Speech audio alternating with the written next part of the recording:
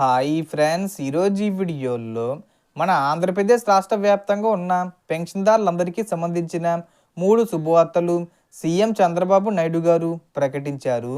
So December నెలకు సంబంధించి 3 శుభవార్తలు అన్నమాట. మరి ఆ 3 శుభవార్తలు ఏమిటో ఒక్కొక్కటిగా క్లారిటీగా చూద్దాం. అండ్ వీడియో మిన్నస్తే లైక్ చేసి, షేర్ చేసి, సబ్స్క్రైబ్ చేసుకోండి. సో ఏమాత్రం లేట్ చేయకుండా వీడియోలోకి వెళ్ళిపోద్దాం. సో మొదటిగా డిసెంబర్ 1న పెన్షన్ పంపిణీ సాధారణంగా జరగబోతుంది. కానీ ఈసారి పెన్షన్దారుల కోసం కొత్త ఆప్షన్లు కూడా తీసుకొచ్చారు. మొదటి శుభవార్త స్పౌస్ పెన్షన్ ఆప్షన్. అంటే భర్త చనిపోయిన తర్వాత అతని పెన్షను ఆటోమేటిక్గా ఆగిపోకుండా భార్య పేరుపైకి ట్రాన్స్ఫర్ చేసుకోవచ్చు.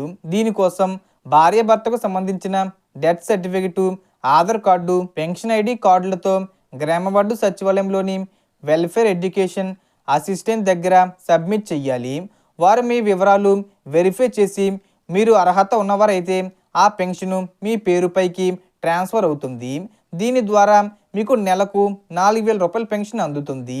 రెండో శుభవార్త పెన్షన్ ట్రాన్స్ఫరబుల్ ఆప్షన్.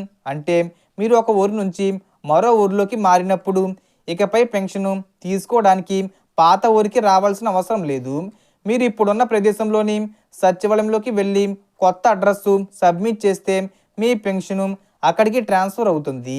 అంటే మీరు ప్రస్తుతం ఎక్కడ ఉంటే అక్కడే పెన్షన్ పొందవచ్చు. మూడవ శుభవార్త కొత్త పెన్షన్దారుల కోసం. ఇప్పటి వరకు కొత్తగా అప్లై చేసిన జాబితాలను త్వరలో విడుదల చేస్తారు.